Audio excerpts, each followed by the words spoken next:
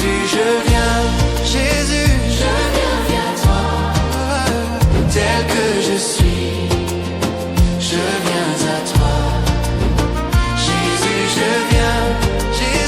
je viens à toi, tel que je suis. Prends-moi. Oh Jésus, à toi je cède. Je veux être libéré de tout péché qui m'obsède. Shalom peuple des dieux, bienvenue dans ce nouveau numéro de votre émission L'Église et sa responsabilité. Alors cette émission qui a pour objectif de réveiller l'Église, de réveiller le corps du Christ, afin de nous rappeler les choses que le Seigneur nous a demandé de faire et de rentrer à la vision première que le Seigneur a laissée à l'Église. Alors, nous sommes en train de décortiquer un livre très merveilleux. Ce livre qui est écrit par des missionnaires. Le livre se nomme La responsabilité de l'Église dans son milieu d'établissement. Nous avons commencé par l'introduction, nous avons pris le premier chapitre. Voilà, aujourd'hui, c'est le deuxième chapitre déjà que nous avons commencé, mais aujourd'hui, uniquement, c'est la fin, nous allons clore avec le deuxième chapitre. C'était tellement vaste, alors nous allons clore avec le deuxième chapitre. Les missionnaires aujourd'hui vont essayer un peu de nous résumer ce qu'a été, depuis que nous avons commencé le deuxième chapitre, jusqu'à présent, et les leçons que nous devons retenir. Alors, je ne veux pas monopoliser la parole. Je salue déjà les missionnaires avec qui nous sommes déjà sur ce plateau. Bonsoir, missionnaires. Bonsoir. Vous allez bien, j'espère. Par la grâce de Dieu, ça va. Voilà, alors ensemble, nous sommes prêts, n'est-ce pas, pour vous offrir ce moment de bonheur, de paix et de joie. Alors, nous allons commencer par la prière. Comme c'est une œuvre spirituelle, nous allons demander, je ne sais pas, qui va prier. Papa Bruce. Merci. Bien-aimé Père Céleste, nous te rendons encore une fois des multiples actions de grâce. Toi, tu nous accordes cette opportunité de pouvoir nous présenter devant ton peuple afin de partager ce que toi, tu nous as confié. Nous laissons cette émission entre tes très saintes et puissantes mains. Nous prions pour ceux qui nous écoutent afin que notre Dieu, en écoutant, en suivant cette émission, ils arrivent aussi à recevoir de la lumière pour le prochain pas à faire avec toi. Que ta grâce soit notre partage pendant ce moment. Nous bénissons la technique, nous bénissons notre Dieu, ceux qui nous écoutent, nous bénissons la sœur Priscille qui est notre Dieu et conduit cette émission au nom de Jésus-Christ, notre Seigneur et Sauveur. Amen. Amen. Je crois que vous avez aussi dit Amen chez vous à la maison. Alors nous allons commencer avec une bonne ambiance. Nous allons prendre, n'est-ce pas, les questions de conclusion. Nous commençons avec Papa Azaf. Alors Papa Azaf, nous aimerions savoir comment les miracles d'Élisée révèlent-ils la responsabilité de l'Église face aux besoins de la société. Et quand nous analysons le ministère d'Élisée, et particulièrement dans ce chapitre, nous avons parlé de son impact, nous réalisons que Élisée, c'était un agent de salut. Un agent de salut. Et comme l'Église en soi aussi, c'est une institution de salut, et de salut holistique, de salut qui touche à tout domaine de vie. C'est comme ça qu'Élisée aussi, dans son impact, a pu manifester cette gloire en parvenant à pouvoir répondre presque à tous les domaines de la vie. C'est comme ça que l'Église doit, surtout quand il dit que le Seigneur nous dit qu'il souhaite, ou la Bible nous dit qu'il souhaite que nous puissions prospérer à tous égards et en bonne santé, et comme prospère l'État de nos âmes. Donc le souhait de l'Église, que l'homme prospère à tous égards. Et c'est cette vision aussi qu'avait Élisée, en souhaitant que la société vraiment marche bien et qu'à tout égard qu'il soit vraiment dans la prospérité. Voilà. Ok. Alors, par rapport à cette question, est-ce que y a-t-il, pouvez relier cette question avec l'Église d'aujourd'hui? Quelles sont les difficultés que vous trouvez qu'actuellement que l'Église d'aujourd'hui n'arrive pas à résoudre? Non, juste nous parlons de la responsabilité de l'Église. Pour aider l'Église à pouvoir se réaliser responsable. Mais pour se réaliser responsable, on doit se savoir d'abord ce qu'on est.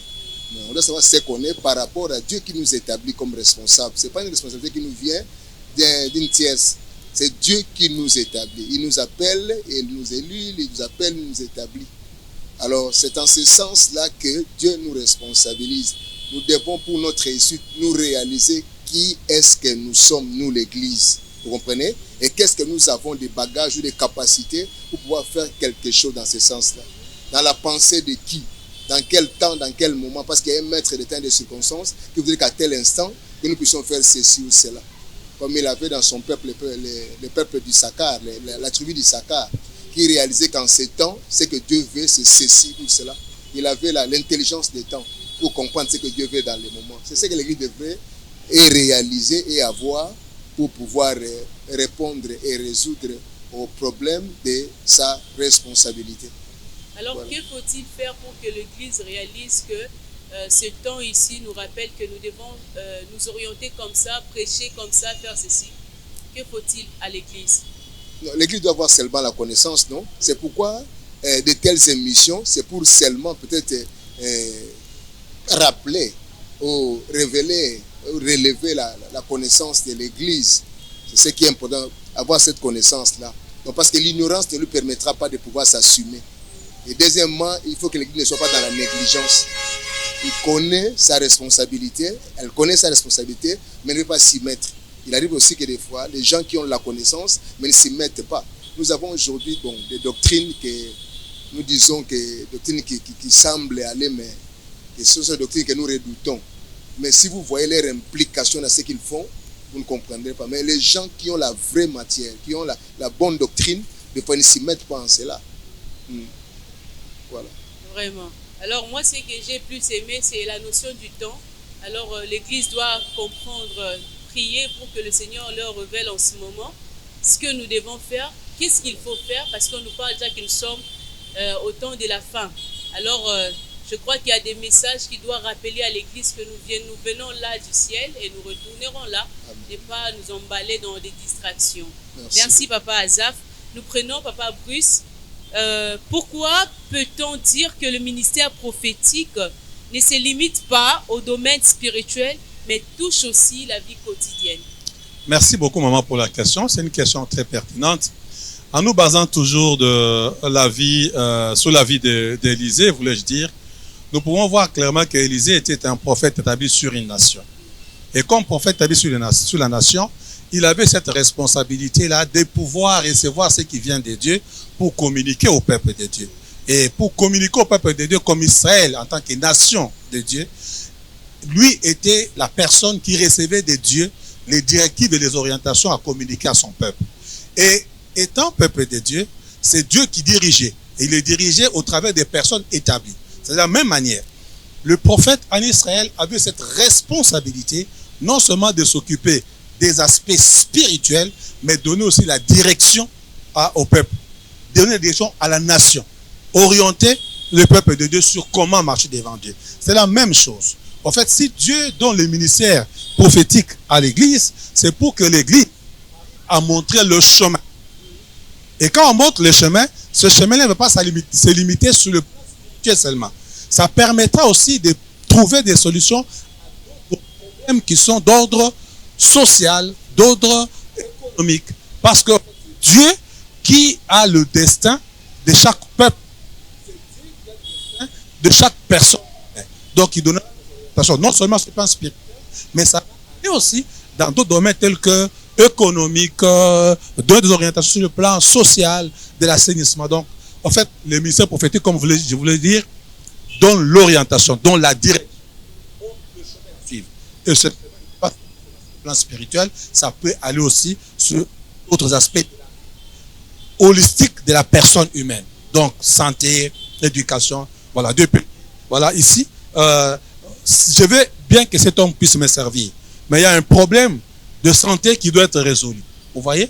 Et avec l'orientation venue de la part de Dieu, nous avons la possibilité là, et simplement la responsabilité. Dieu là, nous donne cette capacité par l'esprit à accomplir pleinement les missions qu'il nous a confiées. Oui, maintenant, que dire de l'abus, si je peux dire, utiliser l'abus du ministère prophétique? Parce que vous avez dit tout à l'heure que le ministère prophétique, c'est pour donner au peuple de Dieu de l'orientation.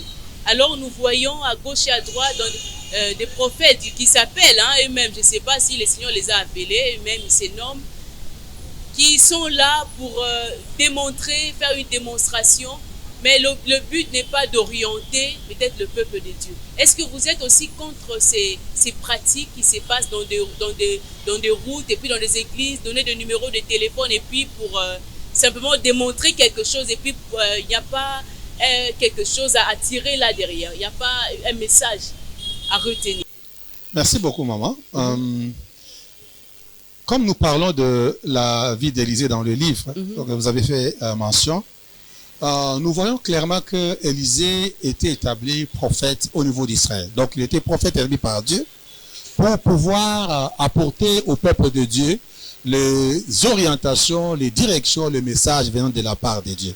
Donc par conséquent, Israël en tant que nation de Dieu, il avait besoin d'être orienté non seulement dans le domaine spirituel, mais il était orienté aussi par Dieu, qui était leur Dieu, par rapport à tous les autres domaines de la vie. Voilà pourquoi aussi même les ministères que le Seigneur nous donne au sein de l'Église, il dit c'est pour édifier l'Église, édifier le corps de Christ. Et quand on parle d'édifier, ça ne s'arrête pas seulement à la dimension spirituelle, mais aussi pour donner des orientations, des directives au peuple de Dieu dans tous les domaines de la vie. Voilà pourquoi le ministère prophétique, comme les autres ministères, en contribuant à l'édification du corps de Christ, ne s'arrête pas seulement à la dimension spirituelle, mais couvre aussi les autres domaines de la vie, notamment sur le plan social, sur le plan économique et tous les autres plans qui concernent la vie de l'homme en tous les plans holistiques, voulais-je dire, de la vie de l'homme. Donc c'est très important. C'est un ministère qui contribue à l'édification, qui dit édifier, ça veut dire aussi consolider et renforcer, et par conséquent, ça prend pas seulement la dimension spirituelle, mais aussi les autres domaines de la vie. Ok, Papa Bruce, aujourd'hui, je ne sais pas si je dois utiliser le terme abus. On abuse quand même de ce ministère prophétique. C'est comme si c'est le ministère, les autres disent, ils sont en train de se défendre en disant que non, dans Joël, il se base dans Joël, le Seigneur a dit au temps de la fin, vos fils et vos filles prophétiseront. Donc c'est le ministère qui doit être le plus exploité, si je peux le dire, le plus exploité plus que tous les ministères. Alors nous voyons même en cours de route des prophètes qui s'appellent prophètes s'arrêter, interpeller les gens comme ça. Maintenant nous aimerions au moins savoir, puisque le livre est là pour nous rappeler ce que Christ veut réellement que nous puissions connaître. Alors qu'est-ce que nous devons faire étant qu'Église, les gens qui nous suivent se disent, voilà, vous nous avez parlé du ministère comme orientation. Alors, qu'est-ce que nous devons retenir face à tous ces abus? Comment l'Église doit-il se comporter? Et qu'est-ce que nous, Église, nous devons retenir pour que nous ne puissions pas tomber dans ces histoires-là? Merci beaucoup, maman. Quand vous parlez du ministère prophétique, c'est un ministère, c'est un domaine parfois où il y a beaucoup de choses, comme vous venez de le dire, parfois certains abusent.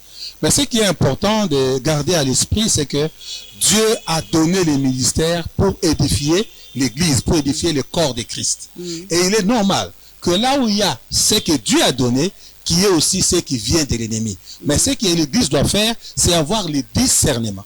Par le Saint-Esprit, discerner qu'est-ce qui vient de Dieu, qu'est-ce qui ne vient pas de Dieu. Ça, c'est très important.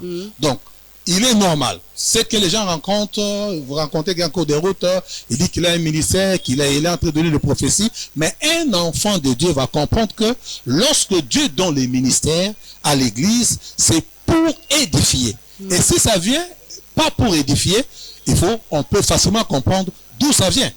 Donc c'est important, en tant qu'enfant de Dieu, les enfants doivent avoir l'esprit de discernement. Par le Saint-Esprit, ils comprendront le langage de Dieu, ce qui vient de Dieu, et ils feront la part de ce qui vient de Dieu et ce qui vient du diable. Ce qui vient de l'ennemi, ce qui vient de notre Père. Donc, il est important d'avoir le discernement de l'Esprit par le Saint-Esprit pour comprendre le langage. Il est vrai qu'il y a des abus, mais nous, en tant qu'enfants de Dieu, ceux qui sont avertis, par le Seigneur, on comprendra que ceci part de la part de l'ennemi et cela part de la part de Dieu. Voilà. Alors, vous qui nous suivez, vous devez comprendre que vous devez avoir l'esprit de discernement. C'est ce qui détermine... c'est ce qui vous permettra de discerner si cet homme parle réellement, il vient de Dieu ou bien il ne parle pas, il vient d'un autre monde. Alors, nous prenons le frère Jacques. Vous allez bien, frère Jacques? Tout va bien, ma sœur. Merci beaucoup. Voilà. Nous prenons votre première question. En quoi les actions d'Élisée montrent-elles que voilà, montre tel que l'homme de Dieu peut apporter des solutions où les systèmes humains échouent. Oui, déjà en parlant d'Élysée, les actions qu'a mené Élysée montrent et approuvent qu'il avait réussi un ministère authentique, un appel vrai, parce que c'est un serviteur qui est resté à l'écoute de Dieu à tout moment, à chaque étape de son ministère.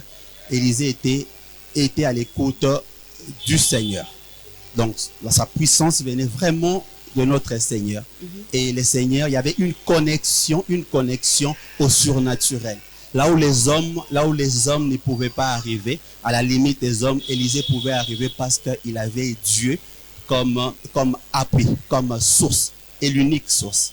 Voilà, je vais relever l'exemple dans les livres des Rois, chapitre 4, verset 7, où nous voyons la veuve avec sa situation. Elle était endettée. Élysée n'avait pas de l'aide financière à donner à l'ADEME pour payer ses dettes. Non, il a regardé là où les hommes ne peuvent pas, Dieu peut le faire. Il a exercé la puissance qu'il avait de la part du Seigneur, et nous avons vu la solution a été décomptée. Les dettes de la dame ont été payées, et le reste de la dame a pu continuer à mieux vivre et en paix. Ça, l'homme ne peut pas le faire. Vous imaginez un peu lui qui continue à jaillir, s'il faut le dire comme ça. Et ça, c'est Dieu qui peut le faire. Nous avons vu comment est-ce qu'à Jéricho, il a fait. La population consommait une eau qui était de mauvaise qualité. Élysée n'a pas utilisé la sagesse humaine en disant, voilà, je sais déjà que de l'eau, on peut traiter avec du chlore. Non.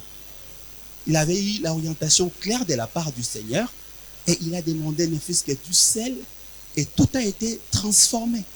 Et la communauté était soulagée. Donc, pour dire que toutes les actions menées par le prophète Élysée, ça prouve qu'il avait réussi un appel vrai. Donc, son ministère était authentique. Voilà, parlons de ça, des solutions qu'Élysée a apportées. Aujourd'hui, le territoire de l'Ituri qui est en train de souffrir de cette maladie Ebola. Je ne sais pas si vous pouvez quand même ensemble, tous les missionnaires, prier, parce que j'ai eu à suivre des vidéos, ça m'a fait tellement mal. J'ai dit au Seigneur d'intervenir. Alors, puisque l'Église aussi a une responsabilité de prier, d'invoquer le Seigneur, si ensemble, dans cette émission, vous pouvez prier pour cet territoire d'Ituri, l'Est, partout là où il y a cette épidémie Ebola, que le Seigneur étende sa main vraiment et qu'il apporte des solutions puissantes et efficaces pendant quelques minutes. Ok, avant de prier, je voulais dire quelque chose de très capital. Aujourd'hui, on parle de la réponse à Ebola. Vous savez qu'en Ituri, il y a des fils de Dieu. De même, dans d'autres provinces de la RDC, il y a des fils de Dieu. Vous savez, si les fils de Dieu tournaient les regards vers le Seigneur, et l'épidémie peut s'arrêter sur les champs. Amen. Alors, je demande à nos bien-aimés, partout où ils se retrouvent, nous devons prier, regarder à Dieu, et le reste, le Seigneur donnera de meilleures stratégies. S'il faut que ça passe par la réponse, ça sera fait. Alors, nous allons prier pour nos bien-aimés qui sont à Ituri, également à Butembo, il y a quelques cas à Beni. Nous allons prier pour eux, afin que le Seigneur mette en terme l'évolution de l'épidémie. Nous prions. Éternel notre roi, notre Dieu, toi le Père céleste, toi qui contrôles toutes choses, toi qui vas au-delà des médecins, Seigneur Jésus, toi qui es le guérisseur, le Dieu qui parle et qui agit. Père, tu connais ton peuple. Oui, c'est vrai. Certains, Seigneur, ont failli à leurs responsabilités. Dieu d'amour, Dieu de paix. Ne fils que tes justes, les justes qui regardent vers toi, qui implorent, éternel notre roi, notre Dieu, ta main, que ta main, Seigneur Jésus-Christ, puisse mettre fin à cette épidémie qui ravage et des enfants innocents, Seigneur. Notre roi, nous prions pour notre pays, Seigneur Jésus-Christ. Nous prions pour l'Est, Seigneur. C'est un coin du pays qui fait face à beaucoup d'atrocités. Dieu d'amour, Dieu de paix, ce soir, Et éternel, nous venons vers toi encore pour que tu fasses, Seigneur Jésus-Christ, grâce, afin que cette épidémie, notre roi, notre Dieu, puisse s'arrêter. Merci Seigneur pour tout. Merci Seigneur parce que je sais que tu écoutes et que tu vas exaucer nos prières au nom de Jésus-Christ. Amen. Amen. Et je crois que le Seigneur va, à travers cette prière, le Seigneur va Amen. étendre sa main Amen. puissante. Amen. Amen. Et à tous les fils de Dieu, comme venait de le dire le frère Jacques, vous qui êtes dans ces provinces-là, levez-vous, l'Église peut changer. Si vous êtes unis, unissez-vous. Amen. Si vous partagez la même communion, vous avez le même esprit, levez-vous, priez pour ces territoires et je crois que cette maladie ne reviendra plus jamais, Amen. cette épidémie. Amen. On n'en parlera plus en RDC. Voilà. Nous prenons encore, Papa Zaf, la deuxième question. Quelle est la place de la foi et de l'obéissance dans l'accomplissement des interventions divines observées dans ce chapitre? Mais je crois que, merci pour la question, je crois que la foi a une place prépondérante. Parce que Dieu nous a accordé la foi pour que nous puissions encore être en communion avec lui, être capable de pouvoir le voir d'une manière ou d'une autre. Et par la foi, on peut voir Dieu sans le voir. Comprenez? C'est un peu Parce que compliqué. Si vous pouvez un peu expliquer. Dans la foi, on peut voir Dieu sans le voir. La foi, disait un de nos passés. Bon. Donc, un jour, me disait que la foi, c'est avoir sans voir. Hein?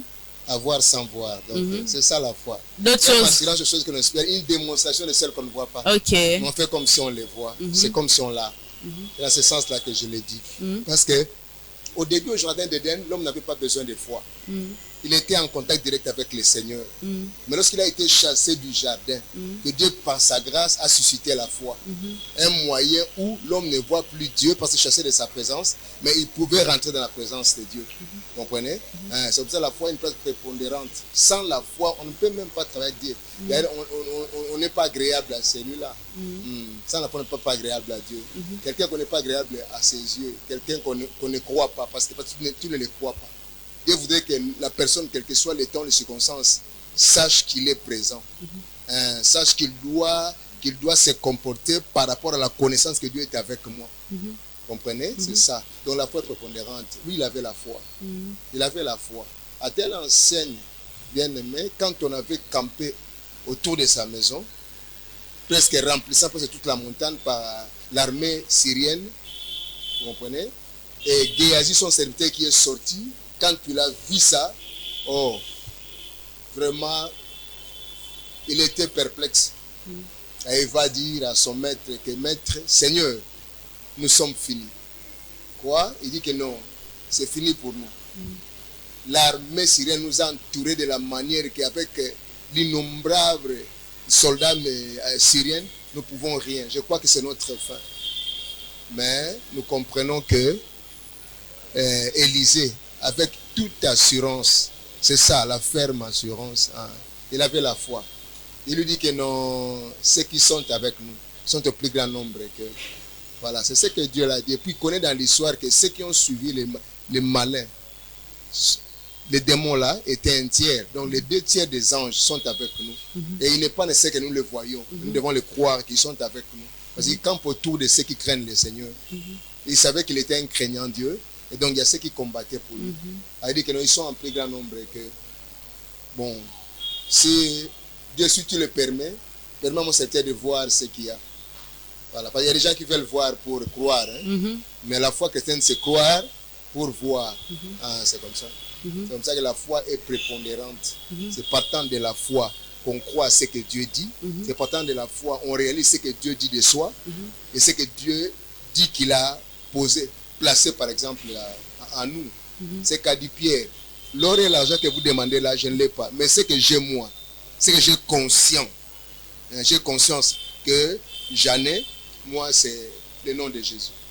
Une procuration là, universelle. Alors, levez-vous au nom de Jésus. Et la personne a réussi plus que ce qu'il a demandé. Et Dieu nous donne aussi des nos demandes. Nous devons avoir la foi. Alors, la foi doit être au rendez-vous, doit être à l'œuvre. Je donne un exemple aujourd'hui. On dit que voici les miracles qui accompagnent ceux qui auront cru. À mon nom, ils prendront des breuvages mortels qui ne leur feront rien. Mais il y a des gens aujourd'hui qui sont serviteurs, qui sont enfants de Dieu, qui se promènent peut-être avec les miels. Anti-poison. Oui, les anti-poisons. Et c'est un péché. Hein? C'est un péché. Bon, c'est d'être prudent. Un manque de confiance en Dieu, c'est un péché. Un manque de confiance en Dieu, oui, c'est un péché. C'est un péché, c'est un péché. Parce que là, je bafoue la parole de Dieu. Dieu dit que voici les miracles. Je me contente de cela. Je me vois que moi, je suis comment je dis, le poison n'a pas d'effet à moi. Je suis immunisé, je peux dire. Je suis immunisé des breuvages mortels. Ça, je le crois, même tel que nous parlons là. Je ne peux pas mourir de poison. Je ne vais pas chercher le poison.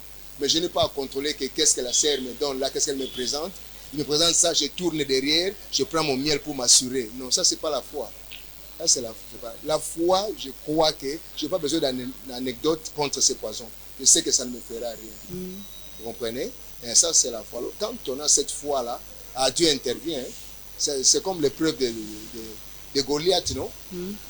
Pendant 1 mois et 10 jours, maman. Est-ce que Dieu n'était pas là? Il ne voyait pas comment on défiait son peuple. Dieu était là. On l'injuriait même. Dieu était là. Vous comprenez? Mais il fallait que quelqu'un sorte et qu'il ait les yeux de la foi, la bouche de la foi, les oreilles de la foi. Les autres parlaient des géants, parlaient de Goliath comme un géant. Ils le prenaient pour un géant. Mais quelqu'un qui vient qui dit qu'un incirconcis injuriait l'armée de l'Éternel. Le peuple d'Israël lui dit l'armée de l'Éternel. Et Dieu étant vivant. Alors aujourd'hui tu tombes. Et il va déclarer même ce qui arrivera. C'est ça la foi. Ce n'est pas seulement de croire dans le cœur, on parvient à la justice. Mais il faut confesser de la bouche ce qu'on croit. C'est pourquoi Paul a dit que nous avons cru, c'est pourquoi nous avons parlé. C'est prépondérant vraiment. Sans la foi, on ne peut pas vraiment faire une bonne histoire avec Dieu dans la volonté de Dieu. Merci beaucoup. Oui, papa, vous avez parlé d'un truc vraiment qui touche. Quand vous avez parlé du poison, il y a des gens qui nous suivent, c'est comme si vous avez touché là où ça fait mal. Aujourd'hui, il y a des gens peut-être qui vont sortir aussi leur thèse. Hein? Il y a des serviteurs de Dieu qui sont morts qui ont été empoisonnés dans les églises. Alors, il y a des gens aussi qui disent que cela n'exclut pas la prudence étant qu'un enfant de Dieu. J'ai été empoisonné une fois, alors, que faut-il faire? Bon, moi, je dis que les gens aient confiance en Dieu, non? Dieu est vrai dans sa parole. Dieu est vrai dans sa parole. Ou bien je les traite de vrais, ou bien je les traite de menteurs. Mais tout le monde est menteur. Tout le monde est menteur. Seul Dieu est vrai. Et quand Dieu dit que tournez-vous vers moi, vous serez sauvés. Quand vous vous tournez vers Dieu, soyez sûr que vous êtes dans les saluts. Il ne va pas nous abandonner, il ne va pas nous délaisser. Vous comprenez? Et nous avons la garantie, nous, enfants de Dieu. Pourquoi? Parce qu'aujourd'hui, celui qui met point dans la vie d'une personne pour trépasser, c'est Jésus. Et celui qui envoie dans les séjours des morts, c'est Jésus. Alors, ayons confiance en lui. Que s'il connaît que ma mission n'est pas terminée, s'il connaît que les jours que Dieu m'a destinés ne sont pas encore consommés, Jésus ne permettra pas que les points y soient, à moins que moi-même je vende ma vie. Et c'est possible que je vende ma vie. Alors là, c'est la mort précoce qui sera mon partage. Mais je ne suis pas dans le lot de la mort précoce. Je mourrai à mon temps que Dieu a fixé. Je mourrai après ma mission. Les plans que Dieu a décidés pour moi, je les accomplirai dans les moindres détails. Et je ne vais pas mourir, mais je vais rentrer à la maison du Père. C'est ça la conception de la foi que j'ai aujourd'hui. Et dans cette foi-là, je dis que le poison n'a pas d'effet dans ma vie. Amen. Alors, papa, une petite prière pour toutes ces personnes qui nous suivent. Peut-être il a été déjà empoisonné, il est blessé, alors il ne sait quoi faire par rapport au ministère. Mais tout à l'heure, vous avez soulevé quelque chose que vous avez parlé de la foi. Peut-être sa foi a connu des problèmes.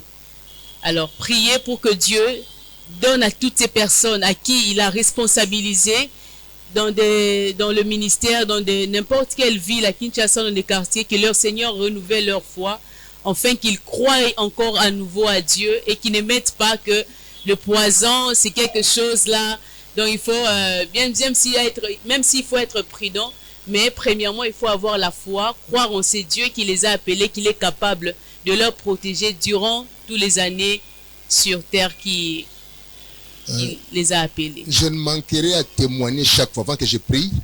Un pasteur qui est à Kisangani, les gens de Kisangani qui me suivent, il est dans les 45e, je crois. pasteur, les noms m'échappent, on l'a empoisonné 20 fois. 20 fois. J'ai parlé un jour à Kisangani de ces domaines ici de l'empoisonnement. Alors il a témoigné 20 fois. Dans les 45e, je crois, à Kisangani. Ouais, 40, donc 20 fois. Il y a des gens qui ont avoué qu'ils l'ont déjà empoisonné 5 fois. Il dit que tu es vraiment serviteur de Dieu. Nous t'avons empoisonné 5 fois, mais tu vis encore. Comprenez? Que Dieu nous bénisse. Nous prions. Éternel notre Dieu, nous te rendons grâce et te glorifions, Seigneur, pour ces problèmes de foi en ces jours, Seigneur, au Dieu de gloire. La foi qui aujourd'hui, Seigneur, au Dieu de gloire, au Dieu, oh, en vertu du naturel Dieu de gloire, au Dieu, Seigneur, mon Dieu de gloire, au Dieu, Seigneur, connaît, Seigneur de gloire, Dieu, un ennemi fort, l'incrédulité, Seigneur, consciente ou inconsciente, Seigneur, vu le système de vie, Seigneur, et tout ce qu'il y a, Seigneur. Mais nous croyons que tu es vrai à ta parole. Nous croyons que ta parole est vie et esprit, Seigneur. Ta parole, c'est la santé pour notre corps éternel, Dieu de gloire. Nous prions en fait que nous ayons foi en ta parole et ayons foi en toi qui promets, au Dieu de gloire. Oh, gloire te soit rendue, Seigneur. Rien n'est impossible à toi et tout est possible à celui qui croit. Nous croyons que celui qui croit, qu'il est immunisé des breuvages mortels de gloire au Dieu, Seigneur, en grâce et miracle que Christ a conféré, Seigneur, à son Église. Nous savons que, Seigneur, la personne le vit. Je prie pour tous ceux qui ont été empoisonnés, qui connaissent des problèmes jusqu'à ce jour. Seigneur, que ton nom soit sanctifié dans leur vie. Je prie que ton règne, Seigneur, saisisse leur vie, Seigneur, et que ta volonté s'accomplisse, Seigneur, de gloire Dieu, cette prospérité à tous égards et en bonne santé, Seigneur. Seigneur, je prie contre toute ignorance, Seigneur, dans ton peuple. Je prie contre toute négligence au travers de ton peuple, Seigneur. Révèle-toi, révèle-toi, révèle-toi, Seigneur, en ton œuvre pour ta seule gloire, dans les précieux et puissants noms de Christ Jésus, notre Seigneur et Sauveur. Amen. Amen. Amen. Alors je crois que si tu as la foi, tu es guéri, va vérifier, tu comprendras que le Seigneur a agi dans ta vie. Alors nous prenons Papa Bruce la dernière question. Comment Dieu utilise-t-il les situations de crise pour manifester sa puissance à travers ses serviteurs? Merci beaucoup, maman. Vous savez, dans Job 33, à partir du verset 14, il est écrit, cependant, Dieu parle tantôt d'une manière, tantôt d'une autre, cependant, on n'y prend pas en garde. Donc, Dieu, parfois, pour parler à l'homme, pour interpeller l'homme, il utilise des situations parfois qui dépassent la compréhension humaine. J'appelle ça toujours l'appel à se rapprocher davantage vers Dieu. Quand une situation comme ça arrive, c'est un langage aussi que Dieu utilise pour parler à son peuple, pour interpeller la conscience de son peuple. Voilà pourquoi quand il y a des événements qui arrivent autour de nous, nous ne devons pas les minimiser. Ce qui arrive autour d'Élisée, Élisée ne minimisait pas. Quand on l'a porté devant Élisée, il comprenait ça avec l'œil de quelqu'un qui est averti par le Seigneur. Quelqu'un qui est établi par le Seigneur sur son peuple. De la même manière aujourd'hui aussi, donc Dieu utilise parfois des crises, Dieu utilise parfois des situations compliquées dans la vie de l'homme, une façon de lui parler. Il faut d'interpeller la conscience de l'homme afin de le ramener vers lui. Donc, il est important, encore une fois, je reviens sur le discernement, chaque événement qui se présente à nous, nous devons chercher à comprendre qu'est-ce que Dieu veut nous dire par rapport à cet événement. Je vais vous donner un exemple. Tout à l'heure, là, j'ai parlé avec Papa Zaf quand il y a eu un petit souci avec la technique. Normalement, on ne doit pas laisser passer comme ça, dire, bon, c'est normal qu'il y a eu un souci. Non, on doit se poser la question, pourquoi, Seigneur, il y a eu ces problèmes techniques pendant que nous parlons de ta part? C'est extrêmement important. Donc, Dieu utilise parfois des crises comme un langage, dans le but, soit de ramener son peuple, dans le but, soit d'amener son peuple à exercer le pouvoir qu'il a placé en eux, afin de manifester la gloire de Dieu. Voilà pourquoi les crises, les événements compliqués, ne sont pas forcément toutes comme étant de simples attaques. Ça peut être un langage que Dieu utilise pour interpeller son peuple, pour amener son peuple à pleinement manifester la gloire de Dieu ou à se rapprocher davantage de lui pour recevoir des directives et des orientations pour pleinement représenter le Seigneur. Merci beaucoup, Papa Bruce. Moi, je crois que c'est vrai parce que moi aussi, il y a eu des temps comme ça dans ma vie. Le Seigneur a utilisé les crises justement pour me ramener, pour me rapprocher de lui. Dernièrement, je parlais avec Papa Azaf, c'était par rapport à ma deuxième fille qui était à tout moment malade. Alors moi, je ne comprenais pas. Alors le Seigneur est passé par ce moment, ça s'est répété, mais le Seigneur voulait que je tire une leçon. Alors quand j'ai compris ce que je devais faire, directement ça s'est arrêté. Alors gloire soit rendue à Dieu. Peut-être vous traversez des moments de crise dans votre vie à l'église. Peut-être, pasteur, vous ne comprenez pas, ça ne marche pas, ça n'évolue pas. Alors va un peu en cachette, pose-toi des questions, demande à Dieu, qu'est-ce qui ne va pas? Est-ce qu'il y a une leçon que je dois tirer? Moi, je crois que le Seigneur finira par te faire comprendre réellement ce que tu dois faire. Merci beaucoup, Papa Bruce. Nous prenons, Papa Jacques, nous prenons la dernière question. Quel rôle jouent les autorités et la société dans la reconnaissance du ministère prophétique? Ok, merci beaucoup pour la question. Et déjà, je dirais, quand on regarde dans la Bible montre clairement que les prophètes étaient placés au centre, au milieu de la société, de la communauté. Je prends l'exemple d'Élisée parce qu'on parlait d'Élisée. Élisée était côtoyé par des rois, où il a également donné, aidé avec des stratégies, même des stratégies militaires. Il a conseillé des rois. Il était au centre. Mais aucunement, Élisée n'a réclamé quelque chose en retour. Pourquoi? Parce qu'il avait reçu des directives claires de la part du Seigneur. Et aujourd'hui, parce que nous sommes dans les temps présents, aujourd'hui, de la même manière, l'Église où le prophète doit être au milieu de la communauté. Bien qu'il y a des doutes dans la communauté, vous avez parlé à un moment des abus des prophètes et tout ça, ça fait en sorte qu'il y a un recul où les autorités, où la société disent « ces gens-là, nous ne pouvons pas ». Mais retenez qu'il y a encore des personnes qui continuent à garder leur foi, leur attachement au Seigneur. Alors, les rôles des autorités et de la société, ils doivent juste accepter les messages, les directives venant de la part des serviteurs de Dieu. Mais tout en faisant très attention, parce qu'ils doivent également discerner qui est devant moi, qui me donne des directives. Ça, c'est très important. C'est quelque chose qu'aujourd'hui, nous ne parlons pas de ça. La société dit, ces pasteurs-là, ils généralisent les choses. Non. Eux aussi, la société a un rôle à jouer également. Comment est-ce que je marche avec Dieu? Est-ce que j'ai la capacité de comprendre que, X ne vient pas du Seigneur?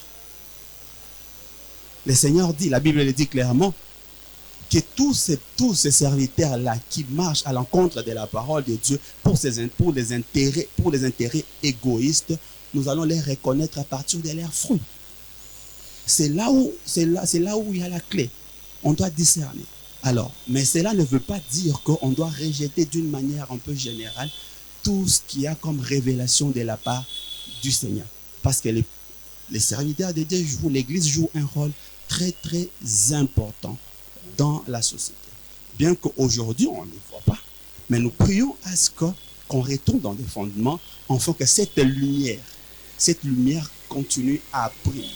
Parce que la Bible nous dit, nous sommes les ciels de la terre et la lumière du monde. C'est à partir de nous, à partir des enfants de Dieu, que les solutions définitives, je dois dire comme ça, peut sortir. Ça, c'est très important. Voilà. Merci beaucoup. Voilà, nous sommes arrivés à la fin du deuxième chapitre. Voilà, nous allons conclure. La prochaine émission, nous allons vraiment conclure très, très, très bien pour vraiment vous donner des directives, ce que vous devez faire, ce que nous avons relevé, ce que nous devons faire, ce que nous devons retenir pour le deuxième chapitre. De mon côté, je vous dis un grand merci. Restez attachés à cette émission, vous ne serez pas déçus. Le Seigneur continuera à vous donner des révélations et de la connaissance. Que Dieu vous bénisse et on se retrouve prochainement. Ciao. Jésus, je viens. Jésus, je viens vers toi. Tel que je suis, je viens à toi. Jésus, je viens. Jésus, je viens à toi. Tel que je suis, prends-moi.